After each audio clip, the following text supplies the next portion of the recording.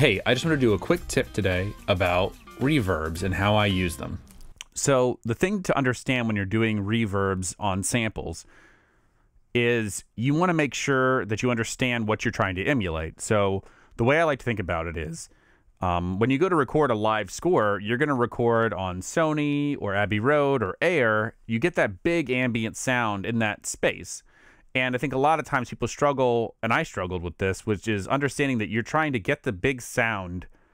You have to have everyone sound like they're in the same room before you can have everyone be like added reverb. Like before you're even getting, so it's like a convolution thing versus you want everyone to sound like they're in the room versus they're just adding tails to the sound. So like a placement in the room situation. So one of the ways you can deal with that is you get a library like a lot of Spitfire stuff is all recorded in Air, or Cinesample stuff is all recorded at Sony. So that way they all sound similar to each other, and all you're having to do is add a little bit of tail on the end. But not everything is recorded in the same room. So my first step is I want to make sure that if a library is recorded in a different room, that it still sounds like it was recorded in the same space or a very similar space. And one of the ways I do that is by if your library has mic positions. So here's this is VE Pro running on a sample computer. So like I really like the way that Cinematic Studio Brass plays, but it didn't quite in the just out of the box setup have the room sound I wanted to match the Cinebrass sound, which I like how the Cinebrass room feels. So that means I go to my sample computer, and I'll play my Cinebrass notes, and then I'll play my cinematic brass, and I'll mix to taste. As you can see, I've already done that. I've turned the mains up a little bit, and I've turned the close down a little bit to just get more room tone and make it more closely match the other players. And that'll just go across everything. So if I'm using sample modeling, I'll use something else to try and make it sound right. Whether it's Altiverb, which is a really good, it's expensive, but it's a really good reverb plugin to do that. Or you can use Virtual Soundstage 2, which is what I have on here. I don't know if it's actually running or not, but it may be running to try and make everything sound similar. Yeah, I guess it is.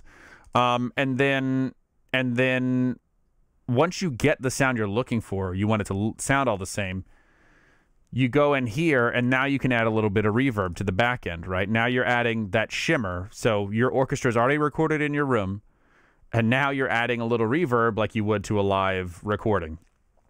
So here is my reverb. I'm using Seventh Heaven. I'm using the Mechanics Hall. This is a Bricasti emulation. I'm using the Mechanics Hall. I don't remember if I've changed the settings on here. It's been a while since I've made this. And then the other thing is, if you're running, that's how you get you got to do that for everything. And so I know it's a huge pain in the rear, but once you do it, it helps a ton. The other thing to think about is how you're dealing with stems. So I run about 7 reverbs.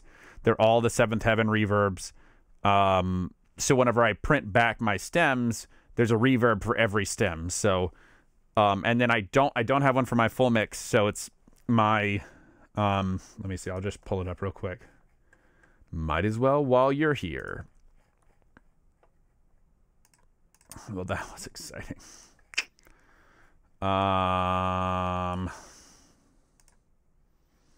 Okay, this is going to look like a mess because I didn't plan on doing this. But so here's my reverbs, right? My woodwinds, brass, piano. This is like piano, harp, orchestral percussion, strings, synth, and large percussion verb.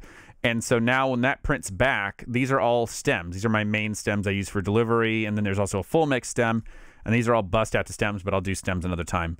But this is all, you don't have to do that. Like I didn't do that before. You don't have to go that crazy. So, yeah, so that's kind of my philosophy behind all this. So hopefully that's useful. And see you next week. Thanks.